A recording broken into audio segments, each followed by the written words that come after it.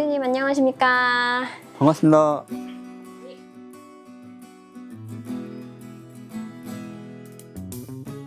불교랑 불교 언론에 입문하시게 된 계기 좀 듣고 싶습니다. 아마 태어난 고향하고도 가장 밀접할 것 같습니다. 제 고향이 충남 부여군 임천면 그쪽 동네하고 가까운데 거기에 있는 도량이 하나 있어요. 대조사라는 도량이 있는데 거기에 미륵 부처님이 아주 큰 부처님이 계세요. 그 부처님이 그 은진미륵은 많이 들어보셨죠? 네. 논산 관축사에 네. 그 쌍벽을 이루는 미륵 부처님이세요. 그 미륵 부처님의 가피로 이렇게 좀 늘 보살핌을 받고 자란 동네, 그 이름이 바로 지장골입니다. 그러하니 부처님의 품에서 벗어날 수가 없었겠죠. 또 굉장히 다양한 활동을 하신 걸로 알고 있는데요. 대학교 시절부터요. 대학교에 들어가서 아마도 과가 좀 뒤바뀔 정도였죠. 네. 제 전공은 자연과학인데요. 자연과학 공부는 별로 안 하고 우리 어린이법회, 청소년법회 이런 지도 활동을 좀 많이 했고 그 대학생 불교연합회 활동을 하면서 당시에는 1600년 대회라고 네. 여름 수련대회가 있었어요. 네. 저기 동학 운동을 했던 그 길을 따라서 순례를 하는 이런 과정이었는데 그런 활동도 하고 그리고 또 부산 삼광사에 가서 어린이법회 지도교사 연수 활동도 이렇게 하면서 전국적인 연대 활동도 좀 많이 했던 걸로 기억납니다. 네. 또 불교 언론사에 또 입사를 하시면서 활동을 하신 걸로 알고 있습니다. 어떤 시절이었을까요? 대학생 불교연합회를 대학교를 졸업하고 나서 이제 법보신문 기자 공채가 있었어요. 그래서 그때 입사 시험을 봐서 기자 활동을 하는데 잘 맞더라고요. 일단 환경운동 이런 부분들이 그때 굉장히 많았고 북한동 포독기 운동 뭐 이런 부분도 좀 주도적으로 많이 활동했던 걸로 기억하고요. 그리고 또 달라이라마 방한 운동이 그때 큰 사회적 이슈가 있어서 달라이라마를 직접 뵈러 인도 북부의 다람살라 오지까지 다녀오기도 하고요. 그러면서 너무너무 재미있고 보람되게 기자 활동을 했던 걸로 기억합니다.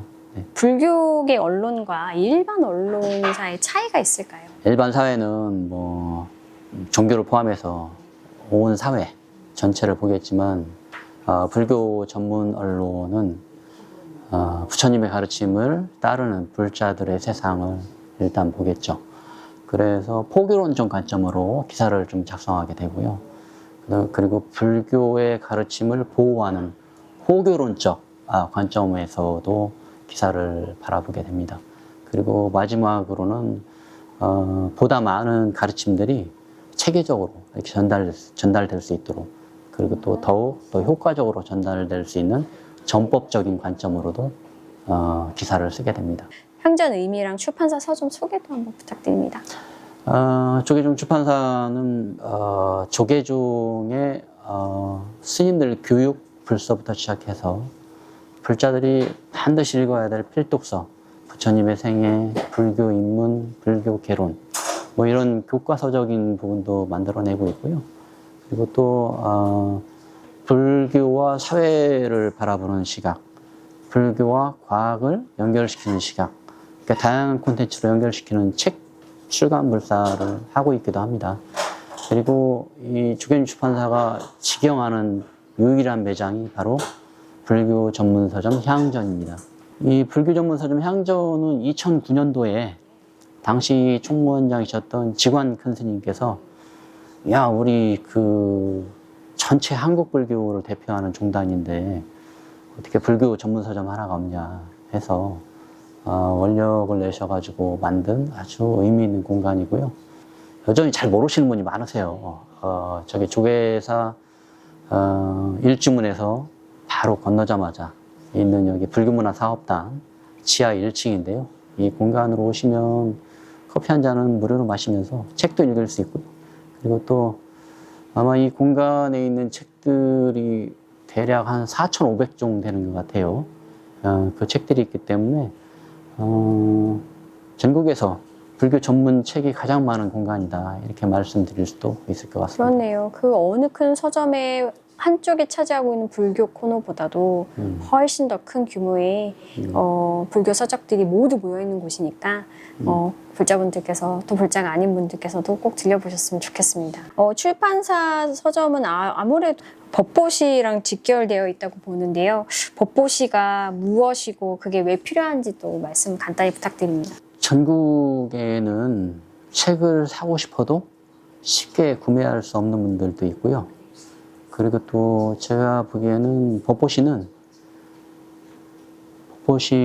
불자분들이 가장 수승하게 펼칠 수 있는 보시 바라밀 중에 대표라고 생각을 합니다.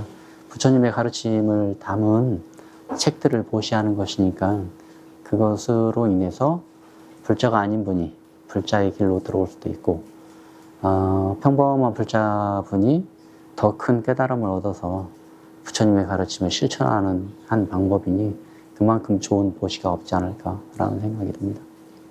보시가 어느 정도의 공덕이죠? 수많은 공덕이 있지만 저는 책쟁이니까 네. 욕심을 해서 무량 공덕이 있다고 생각합니다. 무량 공덕이요. 네. 그것이 없을 정도로 아주 귀중한 공덕이다라고 생각을 하고요.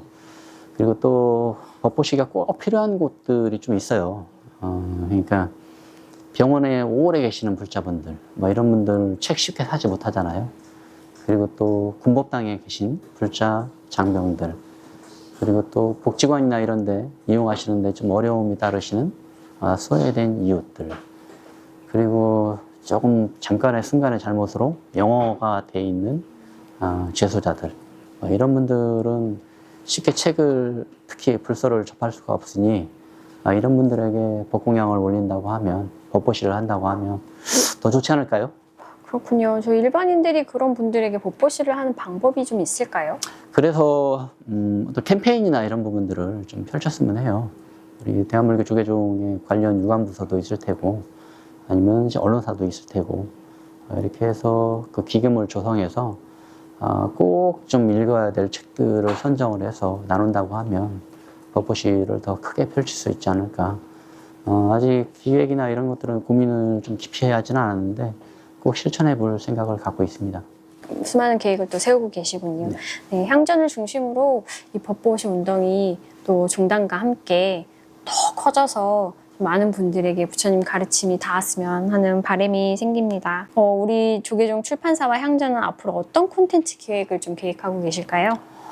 일단은 무엇보다 책을 좀 안내하고 홍보하는 뭐 이런 부분들이 지금 영상 시대지 않습니까? 뭐 쇼츠도 그렇고 동영상도 그렇고 그런 부분들이 뒤따르지 않는다고 하면 시대에서 발걸음을 뒤로 가지 않을까라는 생각이 들어서 그런 영상 콘텐츠 발굴에도 홍보에도 좀 관심을 가져야 되겠다. 관심 정도가 아니라 이제는 적극적으로 좀 나서야 되지 않을까. 좀 늦은 감이 없지 않지만 좀 여력이 이렇게 부족한 관계로 못했는데 앞으로 이런 부분들을 좀 강화해야 되겠다. 저희를 또 북콘서트도 하고 신간을 내면 어떤 기자간담회나 이런 것들은 적극적으로 해왔는데요. 그런 쉽게 접할 수 있는 영상 콘텐츠 이 부분은 그동안 투자 여력이 없어서 크게 신경을 못 썼는데 그런 부분에도 투자를 많이 해야 될 것 같다라는 생각이 듭니다. 젊은 불자들에게 또 전하고 싶으신 조언이 있으실까요? 인연이 된다고 하면 불교 공부를 이렇게 좀 너무 좀 가볍게 하지 말고 우리 종단에서 출간하는 기본 필독서들이 있거든요. 부처님 생애도 그렇고 불교 개론도 그렇고 불교 입문도 그렇고 이런 책들을 처음부터 끝까지 탐독을 해야 됩니다. 대부분의 분들이 책을 좀 사시면 뭐 여기 계신 작가님도 그럴지는 모르겠지만 그 앞에만 조금 읽고 끝까지 못 읽으시는데요. 좀 끝까지 읽는 그 공덕으로 쭉 힘이 생겼으면 좋겠어요. 그래서 책을 한번 끝까지 읽으면 부처님의 생애도 좀 역사도 정리가 되고 그리고 가르침도 좀 더 사유를 해가면서 깊이 있게 생각하게 되거든요. 책은 좀 끝까지 읽는 힘이 결국 그 책을 끝까지 다 읽어서 자기 거화하는 작업이다 이렇게 생각합니다. 선명상 어떻게 생각하세요? 선명상이요. 네. 그 충원장 스님 선명상 결집 불자들 위해서 열심히 지금 하시고 선명상을 실천하는 사찰도 지정해서 홍보하시고 이러고 계시는데 아마도 좀 가장 쉽게 일상생활에서 자기를 가장 바르게 볼 수 있지 않을까. 명상이라는 부분이 사실 그렇거든요. 자기를 바로 보는 일상적인 습관이 되면 제일 좋지 않을까. 저도 사실은 아침에 출근할 때 한 1시간 15분 정도 이렇게 버스를 타거든요. 버스를 타면 사람 관계라는 게 그렇잖아요. 뭐 항상 좋을 수만 없으니까 이렇게 앙금들이 보여요. 이렇게 잠깐 눈을 감고 들여다보면 어제 좀 있던 찌꺼기나 앙금, 그다음 불편함, 또 화도 있을 테고 뭐 이런 것들을 그 원인을 살펴보는 명상을 하다 보면 좀 그래도 좀 객관화시키고 쉽게 좀 내려놓을 수 있지 않을까 이런 생각들이 듭니다. 이거 마지막 질문입니다. 솔직히 불교가 재밌고 좋아서 계속 하신 거 아니에요? 재밌고 좋다는 건 감각적인 부분이잖아요. 그런데 부처님의 삶을 쭉 들여다보면 사실은 굉장히 긍정의 가치를 주변 사람들, 제자들 이렇게 파급했다고 봐요. 아마 친구분들 이렇게 보면, 개중에 보면 긍정적인 가치를 계속 나눠주는 분들이 이렇게 보일 거예요. 저는 그런 분들이 바로 불자로서, 불제자로서 살아가는 한 모습이지 않을까 생각합니다. 어떤 분은 들여다보면 계속 불편한 이렇게 관계가 유지되는 분들이 있어요. 그런 분들도 부처님 가르침을 통해서 좀 더 긍정적으로 바뀌지 않을까라는 생각을 합니다. 마지막으로 저희 조계종, 대한불교 조계종 유튜브 구독자분들께 한 말씀 해주신다면요.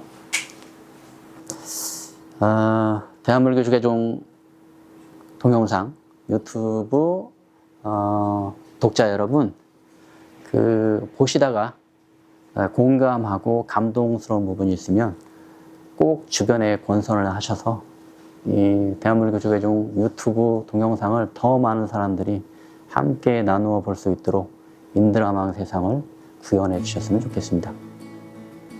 네, 오늘 이렇게 인터뷰에 응해 주셔서 너무 감사합니다. 또 뵙겠습니다. 고맙습니다.